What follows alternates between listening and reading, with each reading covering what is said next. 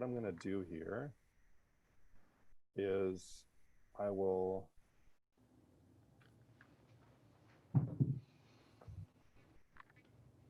to turn off everyone that is not video, mute everybody as well. Just one second. Hi, everybody. It's Joe Bladek here, and okay, one sec here. Perfect. Okay, hi, everybody. It's Joe Bladek here, and I'm here with Kaleb Streeter. Welcome to our first time sellers webinar. And we're going to be talking for about an hour today. Total, actually, the presentation will be a full hour with about 20 minutes with me and 20 minutes with Kaleb starting off here tonight. And Kaleb is a real estate agent that is located right here in Aurelia, Ontario. He lives in Aurelia. He provides personalized service for anyone that is looking for anything real estate. He can help with selling your home for the first time, as well as helping you buy your second home. So he's been in the industry for 4 years, like I mentioned. He has great service, and I'll actually get him to start off right away. And after, he'll be passing it off to me. I am a mortgage broker, and I'll be talking about the mortgage side of things. And then at the end, we'll have question and answer period, just so we can all answer all your questions live on the air tonight. And look forward to chatting with you. Pass it off to Kaleb. Go ahead, Kaleb. Awesome. Well, thanks so much, Joe. Just doing a sound check as always before I start on my rants. Can you hear me okay? You can hear you great there. Okay, wonderful. So I'm going to share my screen here so everybody can see. And just kind of a little bit of a preemptive. Just going to go. There we go.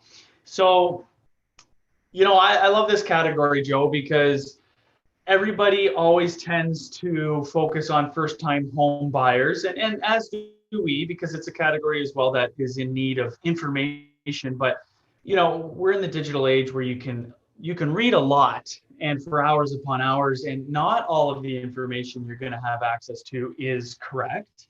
And probably equally, there's a handful of information that is. But in our industry, there's no better way to gain accurate information than from the people that are in the trenches and that do it every single day, like yourself and like myself. And ultimately, at the end of the day, they can't get a mortgage without, you know, going through the protocols that you're familiar with, and they can't buy a home without kind of adhering to the rules and regulations of purchasing a home today. And that same thing goes for selling. But where people often say, oh, you own a home, so you must know everything already. It's frustrating because, well, if you haven't bought or sold in the last 5+ years, the industry has completely changed. The rules and regulations for how you purchase and how you sell, and the speed of the market that which you're in, the conditions are different on a monthly basis. And so you really do need to speak with an agent, and we'll be talking about that in kind of when I get into the presentation here a little bit. It's always funny because there's so much third-party influence in this category. People own a home, you know, whether it's parents or whether it's other family or friends. You want to take their advice because you know them and you trust them. It's hard to meet somebody for the very first time and put 100% of your trust in them. And so, you know, it's understandable why there's some misinformation out there. So the whole purpose of today's webinar is so that we can kind of debunk some myths. We can talk about the process, and you know, if there's a need out there, we'd be happy to pair up with them and help them out as well. So just going to get right into it. So just a quick tip or hits about what I'm going to talk about. I'll give you a little bit of background on myself, and Joe did a wonderful job introducing me, and thank you for that. And then I'm going to get right into what the process today looks like for buying a home. And then we're going to talk about what that looks like on the flip side when you're selling a home. A couple of tips and tricks for first timers. And again, that's the first time on the buying side as well as the selling side. And then what kind of costs are involved? Like, how much does it cost to purchase a home outside of the down payment? How much does it cost to sell a house? What are realtor fees? What are legal fees? Is there HST on these things? We're going to talk about that. And then we're going to talk about the different options for representation. Of course, we're big proponents of using a realtor, but there are other options and the pros and cons to each option. And then lastly, we'll talk about some common pitfalls, some areas in which you can be steered in the wrong direction, if that's a real word, and things to look out for where the advice you're getting may not be the best advice. So it's always best to cross-reference that. So who am I? Well, my name's Kaleb Streeter, as Joe mentioned. I am a full-time real estate agent in the city of Orillia. My focus is within a 45-minute radius of the city center. So that would be Oro, Ramera, Severn, and Orillia itself. I go up to Gravenhurst, out to Coldwater, Lake Dalrymple, down to Barrie, and that's kind of my niche. It's an area in which I would consider myself an expert. This is my full-time gig. I don't do anything else. I don't have time for anything else. I put 100% of my life, my training and my work, it's my passion into selling real estate, which has its advantages because being in it every day, I'm able to kind of look and take my experiences, find some common areas in which there's pain points and problems, develop a service to solve those, and then bring them to you and answer your questions. And hopefully you find some value in that. At home, I have a wife and 3 boys, so that keeps me busy when I'm not selling real estate. And sales has been my life since I was 19. I started out selling cars, and I slowly transitioned into real estate. So, for the past 14 years, I've been selling. So customer service is number one for me, and it's something that I've been practicing for a long time. A couple accolades. As Joe mentioned, I'm in my 5th year, so 4 full years behind me. Just under 300 homes sold independently. Again, and I was named top 35 agents in the country under 35, top 200 out of all age categories. And with some of that publicity, I was able to get on TV with my 30 Seconds of Fame with Scott McGilvery. So that was kind of cool too. So yes, enough about me. This is about the buying and the selling process, and hopefully some value, some tips and tricks. So let's talk about buying, because you're likely not going to sell to rent. That does happen if somebody moves jobs or whatever the case is. You're moving cities, you may want to rent to test out the waters, learn an area before you buy. But I'm going to talk about buying first, because it's normally the process we focus on, and it's normally the process that's the most different. Selling a house is still traditionally throw a sign in the ground, negotiate an offer. We're going to get into the weeds with that a bit, but buying a house it looks a lot different if you haven't done it for years. So number one, whether you're selling, buying, no matter what you're doing, if you plan on transitioning or you plan on making a move in any capacity, you must be pre-approved. This will hold up the process. It has to be done first. There are conditions to be met for a mortgage commitment, and that is independent of your pre-approval, but that we have time to do. But in order to shop, that license to shop, that golden ticket, is a hard pre-approval. And that's something Joe will take you through in more detail. And having that says, I'm serious, I'm qualified, and I'm prepared to buy.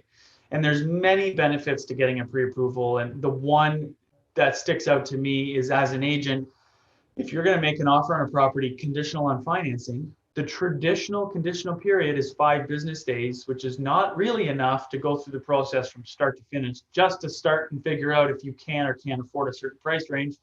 You need to have that preliminary work done and out of the way so that you can bring strength to your offer, and you can say to the seller, consider me over other offers, especially if you're competing in this market, high likelihood, and you will stick out. You may have such a firm pre-approval that you could go in without a condition of financing. And again, that is up to the advice of your agent, not something I would recommend deciding on your own, because it could depend on the property as well, or if you are CMHC insured, and we'll get into that. The second benefit of a pre-approval is just simply knowing what price range to start your search in. Now you can say, okay, I'm approved up to 500,000. We're going to look at homes up to 500,000. 5 or 510, but I wouldn't go much higher than that in this market, because you're not really likely to negotiate considerably lower than that. And also, it's no fun finding a house you love at 525 and you can't afford it. Auto search. Now you have your pre-approval, and say you're paired up with a realtor. if you want to beat realtor.ca by finding listings and have something a little bit more proactive versus reactive, well, then you can set up an auto search, which is an auto email system that automatically sends you listings that match your criteria. Bedrooms, bathrooms, location, style of home. You can get as detailed as you want, or you can keep it as vague as you want. But this tool, coming from, say, myself as an agent, is going to show you the listing the way I see it. You're going to see the property taxes, the schools, the inclusions, the exclusions, if it's conditionally sold, what the days on market are, the questions you might have for us that aren't on a public version of a listing. You'll have all available photos, multimedia links, you name it. And the benefit is it's instantaneous. The second a listing hits our boards, it's in your email inbox. It won't be on realtor.ca for at least an hour or two. So it's not a huge jump on the market, but if things are moving quickly, which today they are, that could make or break your ability to book a showing before anybody else sees it. And that brings me to the next step in the buying process. You're pre-approved, you've got a search set up, you found inventory, you find something you like, you pounce on it. So we get you in the doors, you determine whether or not you like it. At that point, we make an offer. And again, that's another category in itself. Once the offer is accepted, that's when we start doing our conditions like inspection or financing, so on and so forth. At the point of offer, people often mistake deposit and down payment for the same thing. Your down payment is the required amount of money to appease the mortgage commitment. And it can change, it can vary between 5% and up. And again, Joe, if I'm wrong, correct me, but he'll speak about that. That is your down payment. Your deposit is your financial consideration to show that you are serious about buying this house. Since the sellers have a physical product to offer you, the house, you have nothing but a piece of paper. So that's what a deposit is used for, is to say, I'm serious and I'm putting my money with my offer to show you that I'm serious. And the amounts vary, but the deposit is due upon an accepted offer. It does get cashed. So you do need access to the funds, whether it's 5,000, 10,000, 15,000. And that comes off of what you owe for your down payment on closing. So if you were putting 50,000 as a down payment and you left a $10,000 deposit, you only need to bring the lawyer $40,000. And there are other fees involved, but that's just simple, basic, the concept there. The reason I stress deposit, when you're a first-time home buyer, you don't have a sale. So your down payment is going to be liquid. It's going to be accessible. It could be in the form of an RSP. It could be in the form of cash. It could be coming from a gift from a parent. Either way, you can access that cash much more simply than if you're selling a home, you have nothing in the bank. All your equity is in your house. You can't just grab money from the market inflation from your home. So it's important to have a little bit of accessible cash, line of credit, whatever the case may be. It could affect the approval, but you should have access to a deposit of at least 1% of the purchase price. So if you're buying a $500,000 home, at least have 5,000 accessible for a deposit, appraisal costs, inspection costs, and we'll get into those types of costs. And then once you've appeased your conditions and you've fulfilled them, then the property is what we call firm.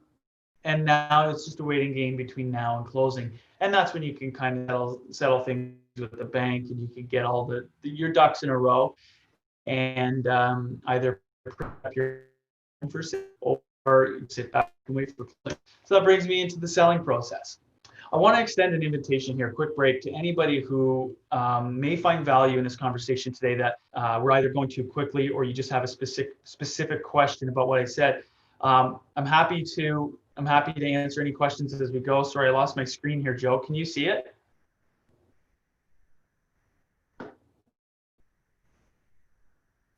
I can see it on my end. Yep. You can. I've lost mine. Sorry, guys. 2 seconds. I'm Okay. clicking resume share, but I'm not seeing anything here. 1 second. Okay.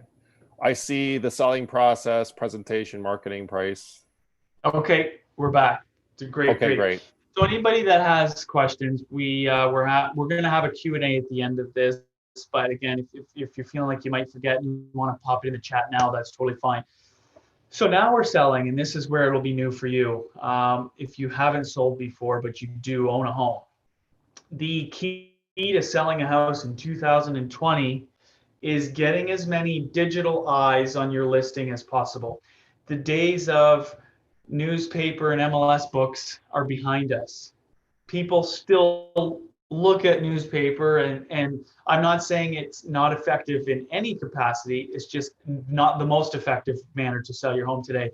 And so it's absolutely crucial that when you speak with a realtor about listing your house, regardless of market conditions, is what is your marketing strategy? What is your game plan? Where do you plan on sending this out to the world to attract buyers? So number one, before you do that, is presentation. So you need to learn or figure out how you're going to present your product, your home, for sale. And in the interview process, when you're sitting down with a realtor, they should know this right off the top of their head. They should have a plan of attack that's proven, tried, and trusted, and gets results every time. So this is kind of a basic plan that I'll explain kind of what my service looks like, to give you an idea of some of the things you should be asking your realtor. But it's going to be different for each market. And let's take Aurelia, for example. Aurelia today, this works. Aurelia in 2021, we might need a different marketing strategy. So this disclaimer, this is for today. This is what's working in today's market. And this is for most residential resale. So if this is a commercial property, it's different. If it's a condo, we have a different marketing plan for that. So we're going to get right into kind of what the plan of attack would be, say, if you hired myself. So number one is we present your property to its maximum potential. We start off with a staging consultation, absolutely free of charge. And we have one of the best stagers in the industry come out to your house for 90 minutes to 2 hours. And they walk around your property with you room by room, leaving you a detailed checklist of what you need to do to best prep that room for photos. So they're not bringing furniture in, they're not removing furniture, but they are giving you advice on what you currently have, on the best way to lay it out so it'll look the best in pictures.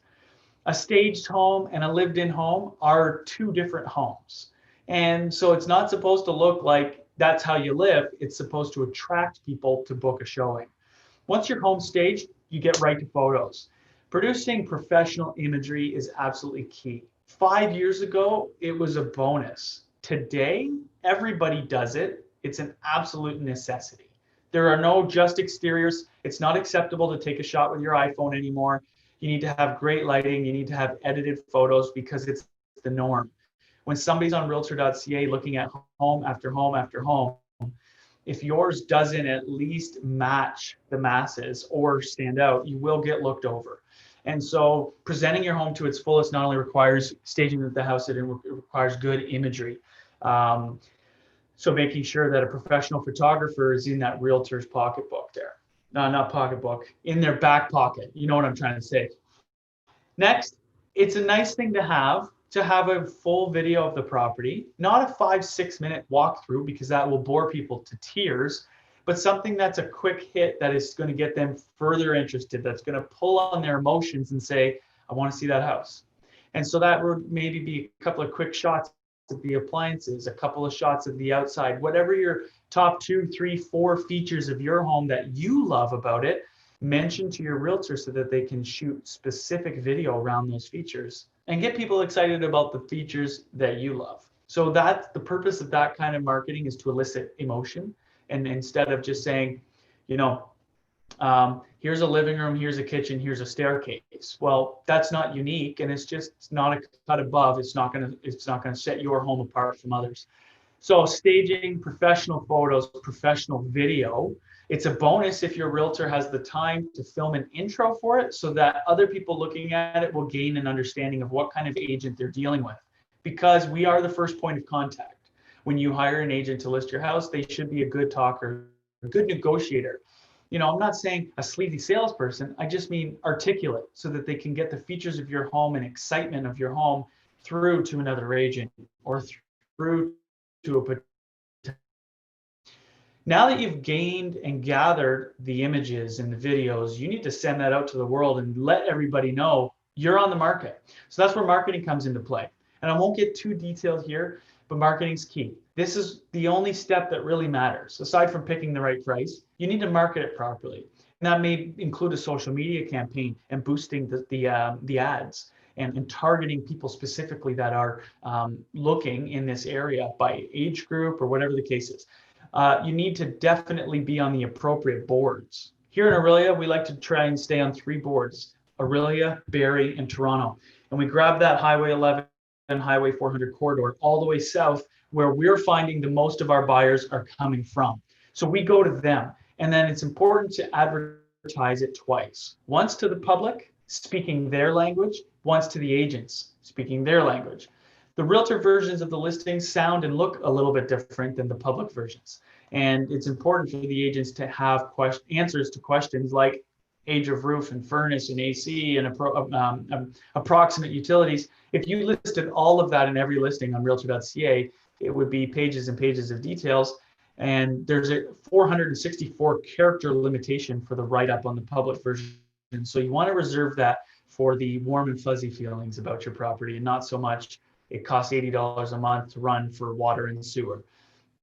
That information is accessible, but it's about where it's appropriate for the listing. Your realtor should know that. Your realtor should also be skilled or hire out in writing good copy for your home. Because if people are looking at the photos, they're likely to read the description. If the description says this bungalow has 3+1 beds and 1.1 baths and is located in the North Ward of Aurelia, book your private showing today, nothing about that wants me to go see that house, because every single house I've seen today has 3+1 beds and 1.1 baths and is located in Aurelia. But if you say it's located next to a brand new park and it's kid friendly and there's kids in the neighborhood, and you show some aerial shots and it's walking distance to the water, and you start talking about what it's like to live there and the lifestyle you could have by having a natural gas hookup for your barbecue in the backyard, or you back onto a trail, or there's privacy fences in place, or whatever the case may be, the pictures will sell the bedrooms and the bathrooms. The write-up is intended to get people thinking and excited. And so you need to differentiate yourself. Everybody's for sale. So if you're going to go for sale, make it different. Lastly, price. This is the third bucket that we focus on when we take on a listing. And this is also the most difficult bucket, because your home to you is the best home on the market. And we know that. I feel the same way about my house. And I'm sure, Joe, your house is $1 million to you. But market value might say something different. And that's where you really need to trust your realtor. When you see homes for sale on realtor.ca, that's not what they sold for. So you really need to see the sold stats to pick the right price. And if you pick the right price, it can be used as a marketing tool just as much as the marketing itself. If your house value is $505, let's say, a $499,900 list price will do you a world of good. And you might end up getting $505. And that's because on realtor.ca, when those buckets go up to certain price points, you're going to be catching all the under 5 buyers. And so, and likely north of 5 will be in that category too. So there is a strategy around price. Price is market value. Pricing strategy is how you intend to get that market value. And it is market dependent. If the market's hot, you can list at market value or below, and you can still achieve market value. If the market's not so hot, you can build in some negotiation room, but you need to understand the market in which you're in instead of just picking a number. The goal is always to sell the house. This is not necessarily what you need out of it, but sometimes you can get both. Once you're on the market, again, this part's fairly simple. You go into offer negotiation after a successful showing, and then you go into the closing process. Happy to chat about that in the Q&A if you're like, well, what does that look like? So moving forward, some tips and tricks. You're going to want to pay your property taxes directly to the city or the township, because it can save you a couple of bucks. It's not massive savings, but it can save you a little bit of money. The Coles notes of this is that if you have your mortgage company withhold funds for you to pay your property taxes with, in order to make sure there's enough money in that reserve account, they're going to hold more than what's required. So you're spending money that you don't need to. And again, it's not massive amounts of money, but it's just nice to know that you don't have money in different accounts that have unaccounted payments for. The reverse is also scary. If not enough money is in the reserve account, the bank will pay your property tax for you, no problem, but they're going to charge you interest on the difference, and until you can repay it. It's just easier to say, no thanks, I'll pay my own taxes, and the township is going to have a automatic withdrawal program. It's just a small tip that I let all my buyers and sellers know that could save you a few bucks. So spend the time to properly prepare your home for the market. The things I just talked about, they are so crucial to happen before you list. Do not rush the market. I know you may think, well, it's the tail end of spring and I'm missing the hot market. Don't worry about that. You will do yourself more harm if you rush to market without properly staging or photographing the home or picking the right price and thinking about things. It's just, we see it all the time with other realtors where they want to get the house on the market so fast because they've purchased firm and they have to sell, that they rush to market. They do a poor job of presenting the home, or they just do an exterior photo. Agents, no problem. But to realtor.ca shoppers, if they see a house with one exterior photo, they think two things. There's something wrong with the inside, or it's tenanted. And it's so bad inside, they didn't even take interior photos. So next, you don't want that. The second problem with it is, if you say in the description, more photos to come, nobody's really going to set a reminder to say, let me check every single day for updated photos. You're going to move on. And so you want that initial market offering to be as good as possible. The old expression, you don't get a second chance to make a first impression, and that is very true for your listing. Do your research before hiring an agent. My recommendation, speak to 2 agents, bare minimum, sometimes 3. Get a couple of different opinions of value for your house and get a couple of different opinions on how they want to market your home, and pick the best realtor for you. We don't win them all. You need to have a good fit, somebody you can talk to, somebody you're confident that can get the job done. There's over 1,500 realtors between Barrie and Aurelia, but there's about 70 to 80 of them that do all of the business. Find one of those 70 to 80 realtors. There's some really good agents to choose from. But really and truly, if you're going to hire an agent, hire properly. Hire properly. Not somebody who says, I'm going to give you a deal, or the family friend that's going to cut their commission. Remember, the less income we are going to get on the tail end of your sale means the less marketing dollars we have to spend for your listing.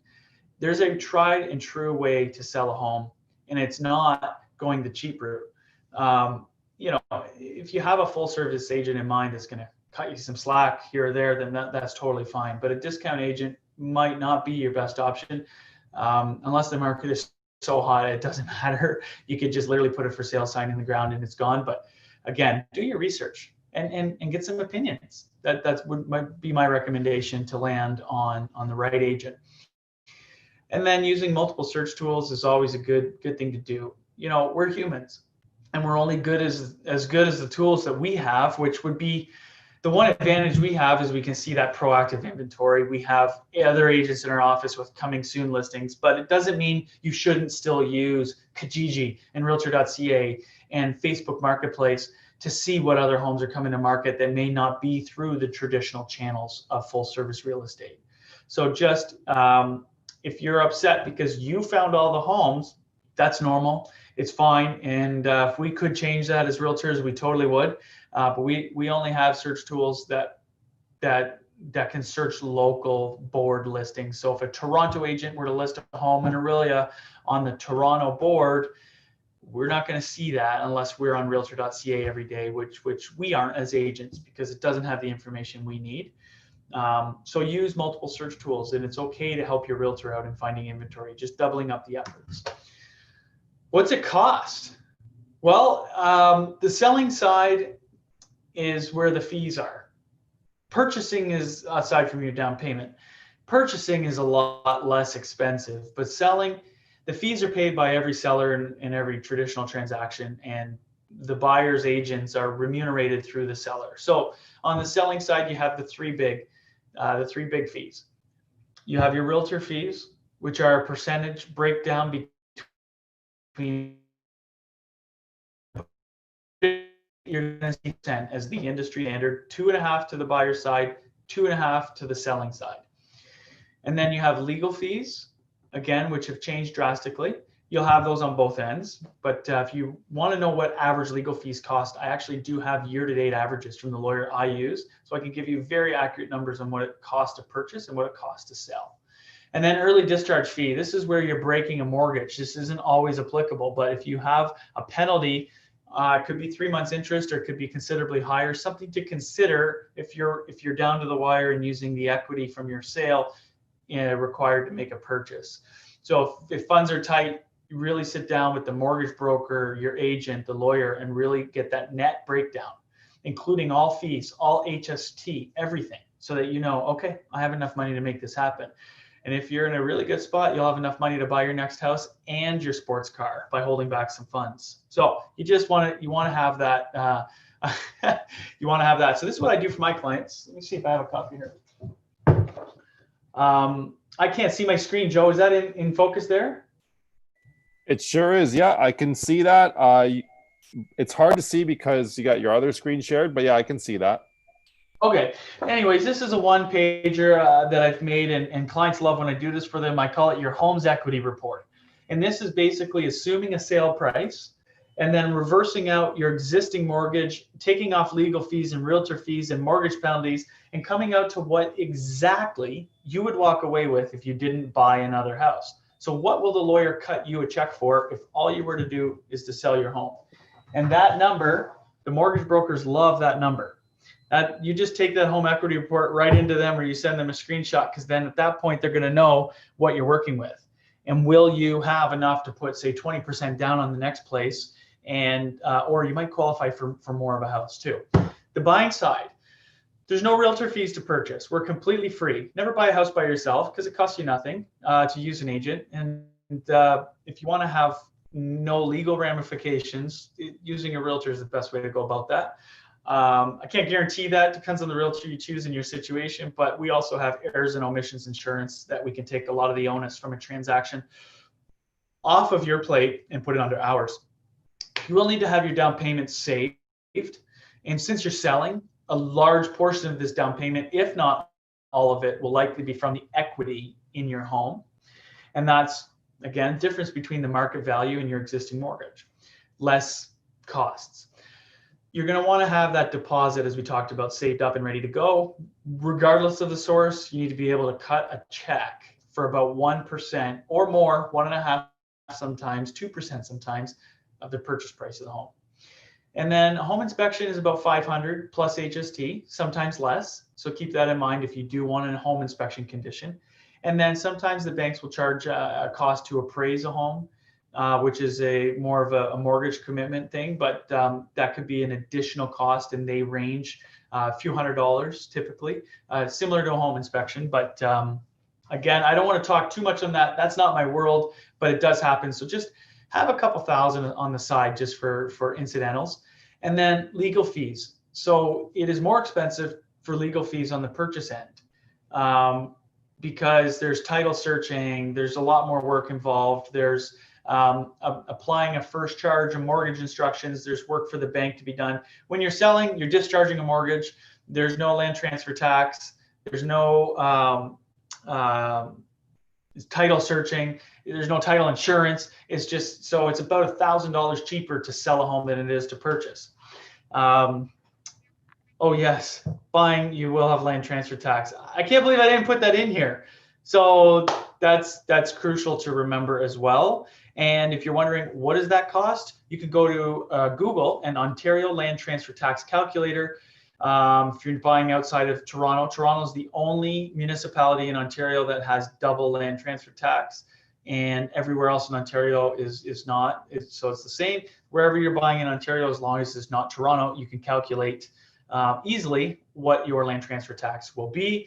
It's on a $785,000 purchase, it's going to be $12,155. I only know that because about half an hour ago I just did that.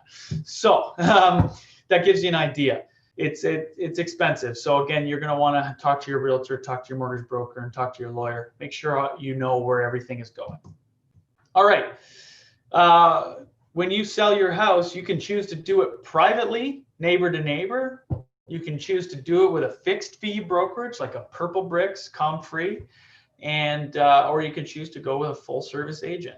So a full service realtor is going to have no problem explaining the options of representation to you because there's confidence in their service. We know that there's a proven method to get the highest amount of money for your house in the quickest amount of time.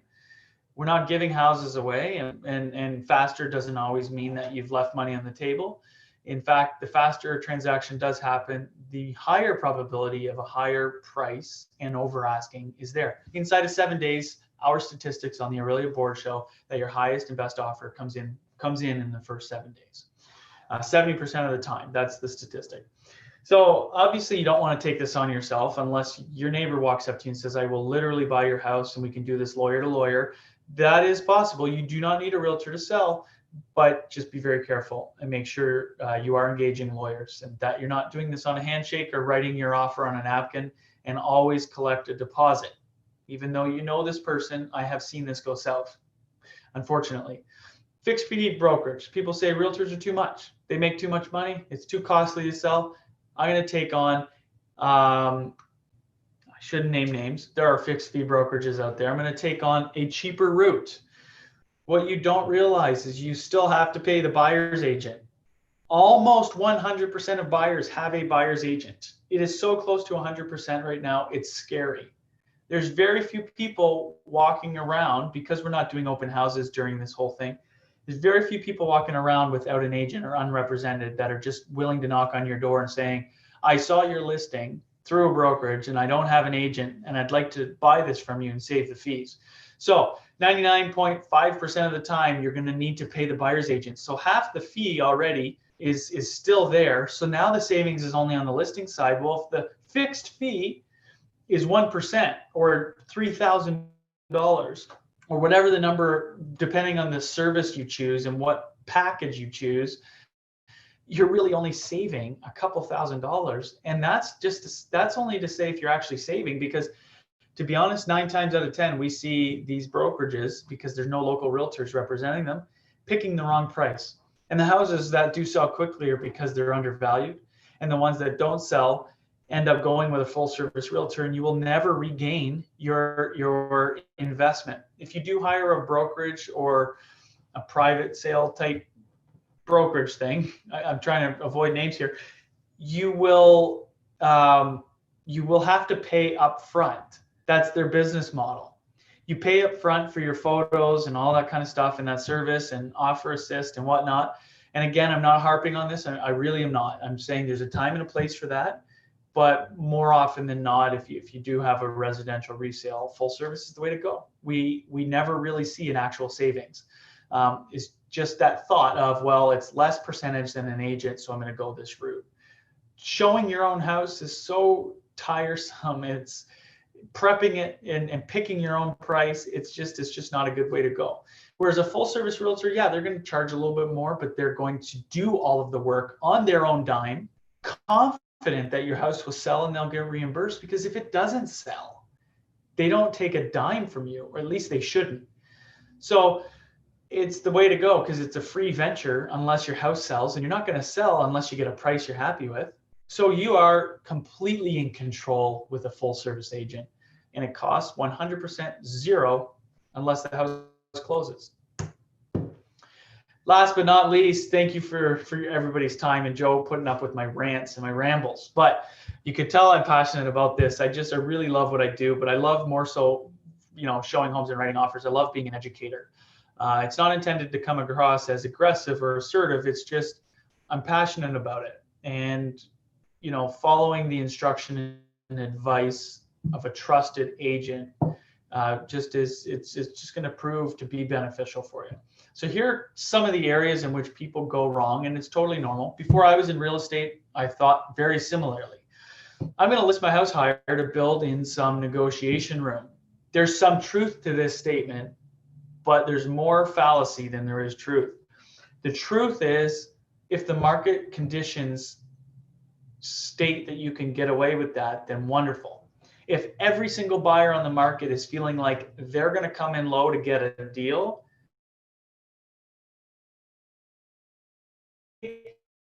moving very quickly.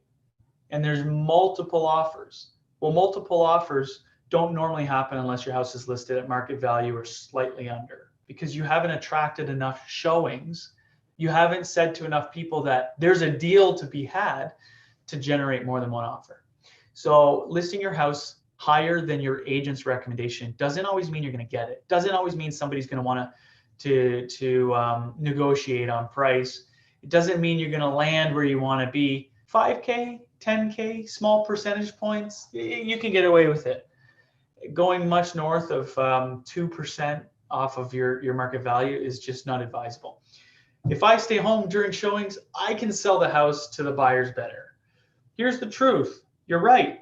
Nobody knows more about your house than you.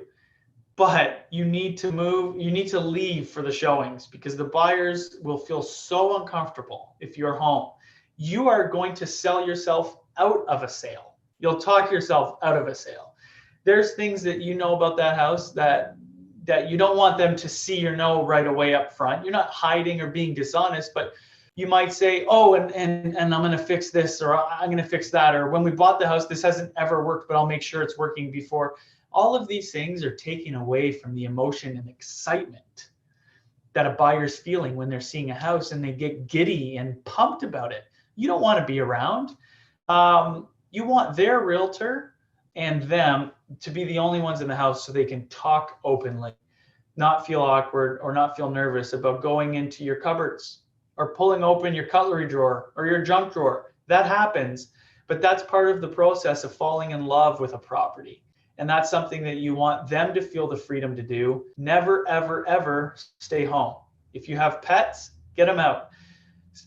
Some people aren't pet people, and some people are. But if you want to guarantee the perfect showing, you want to have a completely empty home 10 minutes before they arrive, lights on, and smelling good. So I know you may think there's some unique qualities to this house, but guess what? There are unique qualities to every house. And every house eventually sells. So if you're priced right and you're marketed properly and the listing has all the pertinent information, you're going to generate enough interest for a phone call. And that's when you can get wordy and you can start talking about the in-depth things. Leave the house. That's the nutshell there. Open houses sell houses. They do not. Here's the truth about open houses. Realtors use them to generate more business. That's what we're taught in this industry. Host an open house, have buyers come through that don't have an agent, have them sign in, and then call them later and solicit their business. So I'm being super transparent with everybody here.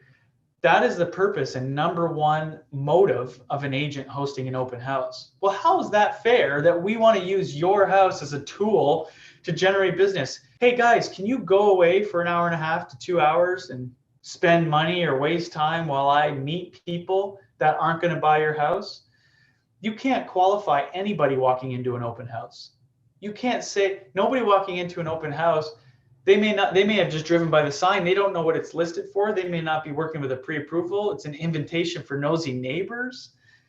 Whereas with realtor.ca, if a lead comes through that and they say, I'd like to see this house, well, you know that they searched for that area. They searched for that price range. So there's already so many more qualifying factors to somebody coming through an agent or coming to you directly from online. I'm not saying no one's ever sold a house via an open house. I have. It's so rare. I've done over 100 open houses and have only ever sold one house. So it's pretty rare. So don't waste your time. Don't open your house up for nosy neighbors or unqualified buyers. Private showings, agents with buyers only. That's the best way to do it. Now, with COVID, we're not doing open houses anyways, but when things resume to normal, don't think that, oh, my realtor is going to do an open house every single weekend. It's not an advantage. And I just want to be transparent with you guys. It's not a bad thing. And it can help expose it a little bit with signage and things like that. But a serious buyer's online. A serious buyer has an agent who is setting them up on an auto search, and that agent's looking for inventory. They're going to find your house. If they want to buy, they'll find you.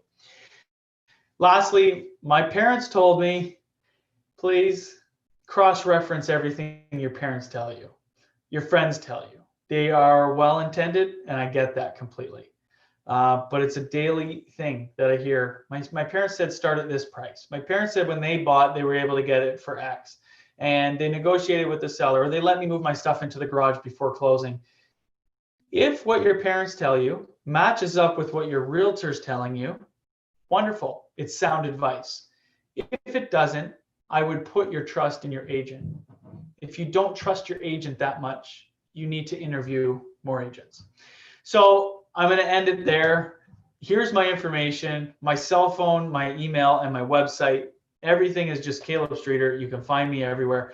I would love to pair up with you guys and answer your questions more in depth, but I hope you enjoyed that. I hope you found some value in that. Now I'm going to pass it over to one of Ontario's leading mortgage experts, Joe Bladek. Thanks very much, Kaleb. And I really appreciate you taking the time there to talk about all those wonderful points there. I love your passion, and I love how well you've communicated all these ideas. Because, you know, I was a first-time home seller once. I didn't know what I was doing. And there's a lot of fallacies that you speak of that I probably did and probably shouldn't have done to just set myself up better. So just thank you for providing all that information. So You're very welcome. Awesome. Thanks so much. So let's pop into here. I'm a mortgage broker. As Kaleb mentioned, I'm right here in Aurelia, right here in Simcoe County. I live in Aurelia. And I have the privilege today to speak to all of you. Regarding time, we're going to be probably another 20 minutes before questions. And just to give you an idea of what timing is looking like, and then we can go on to your questions, and feel free to leave your questions in the chat box below, and we can get to them at the end. So let's see here. I'm just going to go to my presentation. Where's my slideshow? There it is. All right, so a little bit about the agenda that I'm going to be talking about, a little bit about me, and a lot of the same points actually that Kaleb has covered, but more from the mortgage side of things. Like what happens to your mortgage? What kind of mortgage products are available now that you're selling your first home and buying your next home? What is a bridge mortgage, and do you need one? I'll cover the costs involved as well. I know Kaleb covered that as well, and very much in a lot of detail. There's also some rebates and offers available for first-time home sellers. And what happens if you can't sell your home or you choose not to, and how using a team can help you with your whole selling process. So just moving on, a little bit about me. I am a mortgage broker. This is my family here, my wife, Melissa, my 2 kids. My son now is 7, my daughter is 5, and that's my life right there. That's our little family photo. A little bit about my professional career. I've been licensed as a mortgage broker now for, it'll be 10 years this August, and I've been in the financial industry for 12 years total. Became a accredited mortgage professional in 2013, mortgage broker in 2014, and top 10% of brokers since 2015. So pretty proud about that. And a little bit about why I became a mortgage broker instead of, say, working for a bank directly. And that's simply because I love getting a good deal for myself, whatever that is. And I love being able to help my clients find a good deal. So whether that is on their first home or on their second home or third home, just a good deal on their financing, and just making sure that they walk away feeling that they had a great experience and got at the least cost. So when they're telling their friends and family about it, that they're going to have the lowest rate compared to everybody. So you know, I can get some referrals out of that too, right? That's the whole plan. And then planning. I love being able to help my clients just plan out their home buying strategies. Like, what is it that you want out of your mortgage? What is it that you want out of your home ownership? And how can we roll that into a personal finance plan for your mortgage? And also choice. Just being able to talk to a mortgage broker, you're able to have access to not only one bank's products, but we can compare, say, TD Bank's mortgages with Scotiabank's mortgages, with First National's mortgages, and just take a look at all those and see which one is going to benefit you the most. A little bit about what I like to do for fun. I love to play music. I play the drums a lot, and back before I had two children, I did a lot of fundraising uh, concerts there with a band I was in, and it was just great. We did a lot of shows, but since then it's been family all the way. Anyway, moving on. So you're buying your next home, you're selling your first home. What is this like? Well, it's a lot like buying your first home. You still need to get pre-approved, and your real estate agent in this case will not only help you with buying your first home or your second home, but also selling your first home. And this is really important because your real estate agent, highly recommend Kaleb here, will help you not only coordinate the sale of your first home, but the purchase of your second home. And Kaleb mentioned he has that great worksheet. He can give you an equity snapshot, and that will be fantastic just to have that in the back of your mind when you're looking at what you have available to your next home. Closing costs also, they're usually handled from the sale proceeds, so you never really have to come up with that up front, other than your deposit and things like that. And we'll cover that later on in the presentation here, but it's a lot like buying your first home. There is something that you should note, and that is the land transfer tax. When you're buying your first home, there's a land transfer tax rebate in Canada or in Ontario, and that's $4,000. So you don't really notice land transfer tax when you're buying your first home, but when you're buying your second home, a lot of times people forget about this, and all of a sudden you have another closing cost. The good thing is that it's usually worked into your sale price, so it comes out of the sale proceeds from your home that you're selling and goes into the home that you're buying. There's also a couple rebates and offers available to first-time home sellers as well that I'll cover off as well later on in the presentation. And if you're looking to sell your home and buy a new home, but the new home needs some improvements, these improvements can actually be added to your mortgage. So you have some extra money available to, say, renovate that kitchen or renovate that bathroom to your liking to make sure that it fits with what you're looking for. And does selling fit with your financial plan? You know, do you prefer, do you want to rent out your existing home and then leverage your equity to buy your next home? That is an option too, and I'll cover that later in this presentation. So what happens to your mortgage? What happens to my mortgage? A lot of you may be asking that question, and there's a few different options you can take. One is you actually move with your mortgage, and that's called porting your mortgage. You take your existing mortgage balance, whether it is $300,000 or $350,000, and you just simply move that to your new home. The benefit of this is there's no penalty to do that, and you're able to keep your interest rate. And this is really key if interest rates have gone up and you hold a really nice interest rate.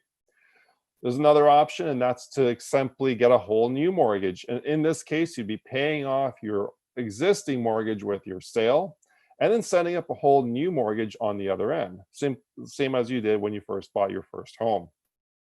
And the third option would be blend and extend. And this is a common term used, and that's moving with your existing mortgage, moving the existing rate. And if you need more money to put on your mortgage on your next home, we increase the mortgage based on the new rates. So we take an average of the new interest rates that are at the current time when you're buying your home and average it with your existing mortgage rate, and that essentially blends the two mortgage rates, and also we extend the term at that point too. So say if you're currently at 20 years remaining on your mortgage, you can actually extend that up to 25, and that's called blend and extend. You're blending the mortgage rates and you're extending the term.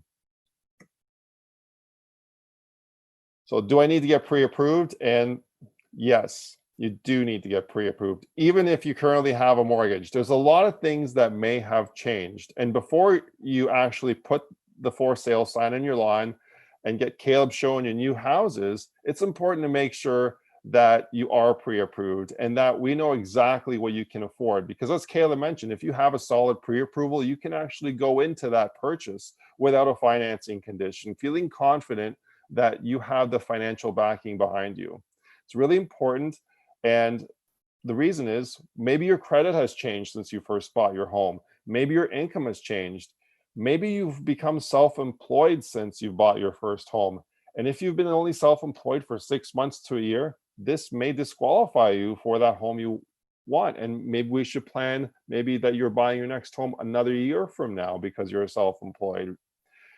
You also want to make sure that when you're shopping around that you have that pre-approval so that when you're going into that offer, as Kaleb mentioned, the sellers of the home you're buying feel more confident with your offer.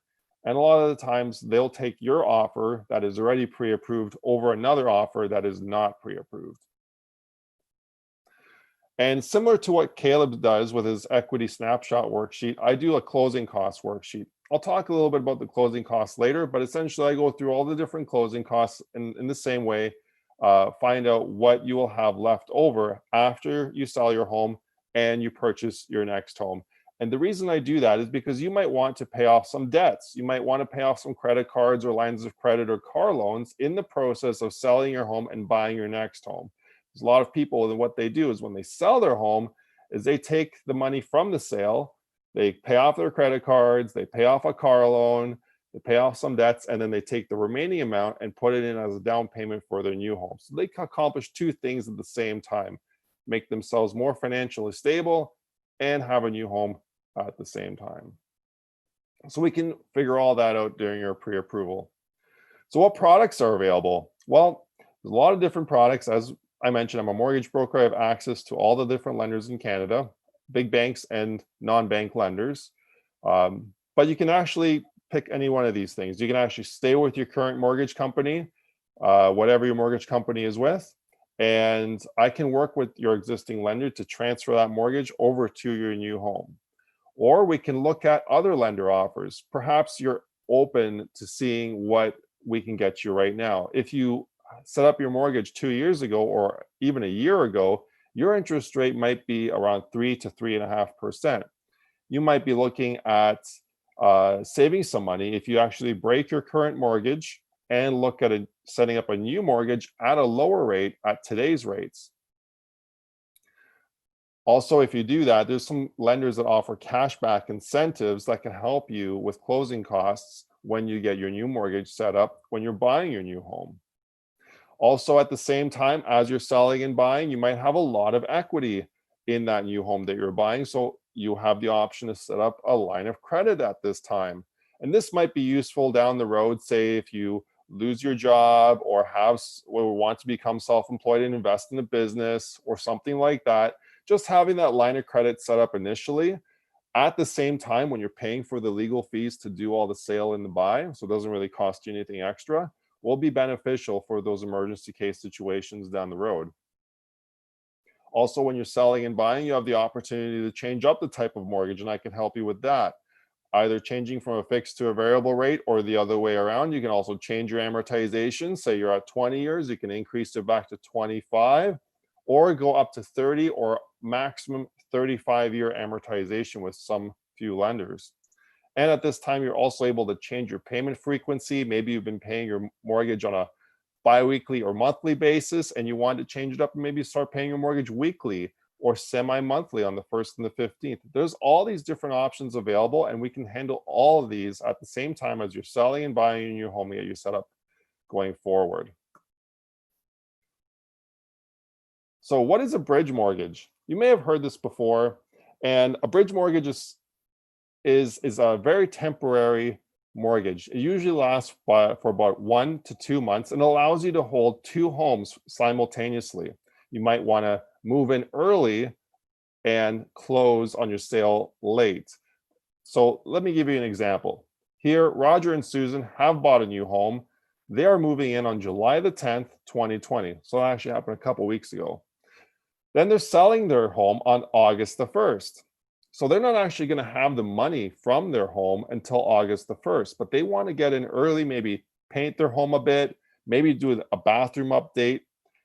So they'll need a bridge mortgage from July 10th to August 1st. And this bridge mortgage will allow them to hold both properties simultaneously. The drawback is you'll have two mortgage payments during this time, possibly 1 or 2 bi-weekly payments.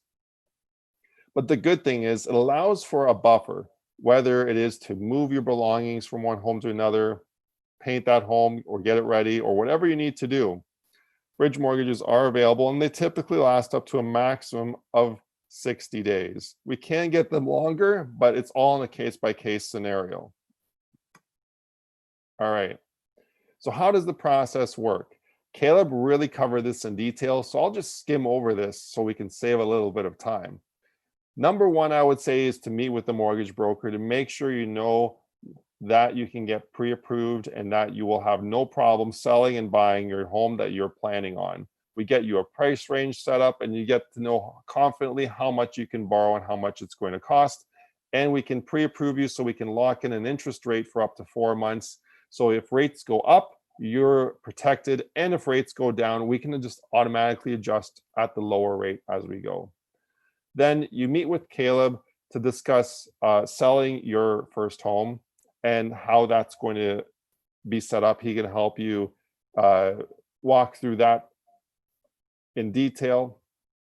You'll need to sign some documents with your real estate agent, just identifying your commitment to them and their commitment to you.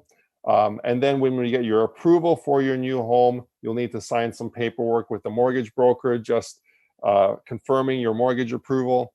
Then once that's all done, we sign some documents with a lawyer, and the lawyer pulls it all together, and they actually receive the money from the purchasers of your home that you're selling, and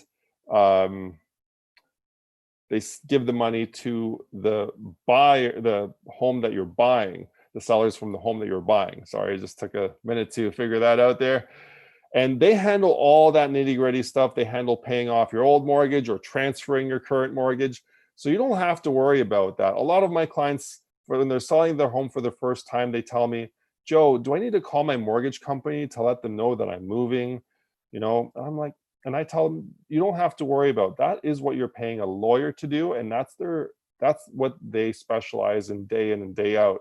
And they have special special terms that they use. They discharge a mortgage and they register a new mortgage, and they do this stuff every day. So they will give you, at the end of the day, when you're signing with them, a statement of adjustments, and that's exactly where the money goes and who gets the money.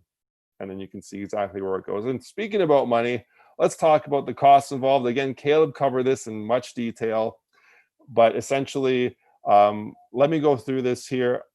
You may not know, but it doesn't cost anything to use a mortgage broker. I actually get paid directly through the lender that you choose to work with. So say if I set you up with a fantastic interest rate and cashback offer through TD Canada Trust, then you don't have to pay for that, and there's no extra fees added to your mortgage. But the things that do cost you money are your deposit. The good thing is, though, when Kaleb writes you an offer and you get an offer accepted on your dream home and you have to put a deposit down, say if it's $5,000, that $5,000 actually counts towards your down payment. So now your down payment will be $5,000 less because you've already put down part of your deposit. There's a property tax holdback, and that's a maybe. As Kaleb mentioned, it's better to pay your property taxes directly to the city, and this can be done monthly or quarterly. And this will remove any property tax holdback. And the holdback is essentially so the bank has enough money to pay the next tax payment. They always collect more than they need. And as Kaleb mentioned, if they don't have enough, they'll charge interest on that. Then there's an interest adjustment amount. And an interest adjustment amount is a portion, say if you are paying your mortgage bi-weekly, and it's not actually going to start payments until the third week after closing, then if you have your first payment 3 weeks after closing, you'll have an interest adjustment payment due at closing for the first week of holding that mortgage. And that's the interest for the first week. So we can make sure that when we are doing your mortgage, we can try to eliminate any interest adjustment payments by coordinating your payments accordingly. Also, mortgage penalties, that's also a maybe. We can look at all the different options, and sometimes we have a lender that can provide cash back to cover off some of that mortgage penalty. A lot of the times we can get you a better interest rate that makes the penalty worthwhile. For example, if you're paying a penalty of, say, 3 months interest, say it's $2,000, $2,500, but you have a mortgage rate right now at 3.1%, you'd be way further off paying off that mortgage now and setting up a new mortgage at 2.04%. You'd be way better off in the long run, and the payback period will be within the first year. There's also legal fees that comes out of your sale. There's land transfer tax. Kaleb gave a good resource, Ontario land transfer tax calculator, if you Google that. Real estate fees, home inspection, that is optional. Home inspection is something that you don't have to take, but Kaleb probably will recommend it, and I definitely recommend it as well. Appraisal, that is a maybe. Maybe is, I say that because sometimes the banks can do a soft appraisal or a drive-by appraisal, and that doesn't actually cost you anything. And sometimes the banks will actually rebate you the appraisal fee after closing. And I make sure that we try to get one of those options for you. So that's why I put it down as a maybe. CMHC is a maybe. You may be going into your second home with, say, 10% down or 15% down or even 5% down. Some people pay off all their debts and go back in with 5% down on the second home, and that is okay. So in this case, you might have CMHC and title insurance. So those are probably all the closing costs and costs involved. But the good thing is that most of these do come out of your sale. The ones that don't come out of your sale are things like a deposit and home inspection and appraisal. Moving on. So if you can't sell your home, perhaps for whatever reason, you thought you've changed your mind, you love your house so much, you want to keep it, maybe give it to your children. Well, there's a couple different options. You can keep your current home and build equity on two homes at the same time. And in that way, you can hold that second home and get Kaleb to sell it for you maybe a year later, 2 years later, or maybe you'll end up keeping both homes long term. But here's an example. Your first home is on the left there, home number 1, and your new home, your upgraded home, is home number 2. Say if you sold your home number 1, for $350,000, and then your mortgage left on this home would be $226,000. You would currently have an equity position of $124,000. On home number 2, the purchase price is $550,000, and the mortgage on this home you're looking to set up would be for $495,000. If you did if you hold on to the home for 5 years, and say if you hold both homes for 5 years, you can actually have both homes working and increasing the equity for you. In 5 years, home number 1 would be worth $400,000. Your mortgage then would be paid down to $218,533, and then you'd have a higher equity position of $181,467. And then on home number 2, you would have additional equity after your market value and mortgage is taken into account of $258,739. So this gives you an idea of what you could have if you kept both homes and leveraged the equity in home number 1 to purchase home number 2. Okay, there's the equity in keeping both properties. And the way people accomplish this is simply by renting out home number 1 and using the rent to cover off the property taxes and the mortgage, so they keep that property going, and perhaps you'll even have a cash flow, but you're essentially making money 3 different ways. You're having your tenant pay down your mortgage, so you're building equity. Your property is also appreciating, so you're building equity that way. And you have possible cash flow every month. So every month you have additional money coming in, whether that's Costco money or money that you want to put into your own home, something that you want there to help you with that. All right. So moving on to the next part, because that might not be for you. You might not want to become a landlord, and that's totally fine. But that just gives you some food for thought. So what rebates and credits are out there? Well, there's a lot of rebates and credits available for first-time buyers specifically, but after a few years, I found that there are some rebates and credits available to first-time sellers. Lenders actually offer cashback for first-time sellers. And this is cashback offers of up to $2,000. And this is a cashback offer that is not added to the cost of your mortgage. It doesn't change your interest rate at all. It's simply available to first-time sellers. There's also some home warranty programs available to first-time home sellers, where if you're buying your second home, they'll actually cover off things. If your furnace breaks or if your air conditioning breaks, they'll cover off that for you. And there's also what's called a first-time home seller's rebate. And a first-time home seller's rebate is available to anyone who hasn't owned a home never sold a home in the last 4 years. So you can actually be considered a first-time home seller after 4 years. And if you're interested in any of these, please contact me or Kaleb after the seminar, and we can be happy to look into those for you. Okay, so it's really easy actually to get started with getting pre-approved. I'm right here in Aurelia, and we can meet over Zoom or phone call or even text. Most people, how they start things off is they'll say, hey, it's Joe, and I'm looking to get pre-approved. And you can text me at my cell phone number there or call me anytime as well. And a lot of documents can now actually be accepted via a picture from a phone. It's pretty amazing what the banks are now working with. We can send scans from a phone. There's apps you can get that way. So you never actually have to walk into a bank and deliver a stack of documents. So that concludes my presentation. I'd like to thank you for listening to me as well today. I appreciate all of you coming out to this presentation. Don't forget to like my Facebook page at facebook.com/bemortgagefree, and feel free to tell us about your experience. And at this point, we'd like to open up the floor for questions. And what I'll do is I'll actually put in the chat box also a form that all of you can fill out. And Kaleb has an offer for all of you guys. It's why don't you tell us a little bit about it? It's your Operation Upsize manual, right?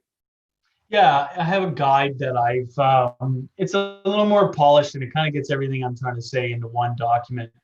It takes about 10 to 15 minutes to read through, and it explains in 4 easy steps, stress-free, pain-free, how to sell and buy. It is specifically for people transitioning out of a home into another one.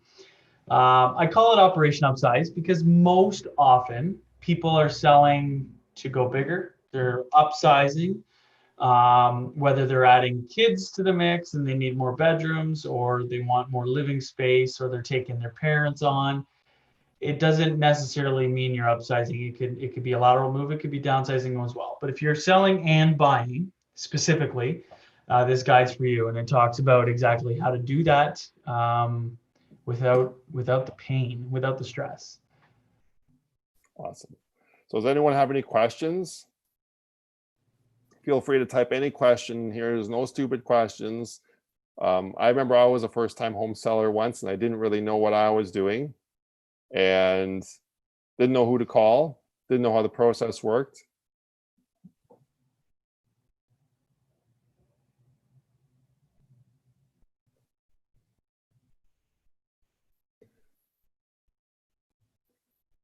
Okay, while we wait for questions, Kaleb, maybe we can answer a couple of frequently asked questions we get. Sure. Maybe cover off, maybe spark some ideas. Yes, absolutely. Do you have any on the top of your head? Well, a lot of the times people ask me what happens with my mortgage, right? And I try to cover that off in my presentation, but there's always more questions on top of that. Like a lot of people, they want to know exactly how does it work that I pay a penalty, but I end up ahead with a new mortgage rate. And right. And what I wanted to say there is that if you are in that situation and you're looking at getting the current mortgage rates because you are at a little bit of a higher rate right now, I have a calculator that I've put together in Excel, and I can send you a copy of that where you put in your existing mortgage rate, and we put in all your details, and we put in the current mortgage rate, and we look at what your savings will be in interest paid for the remainder of the term.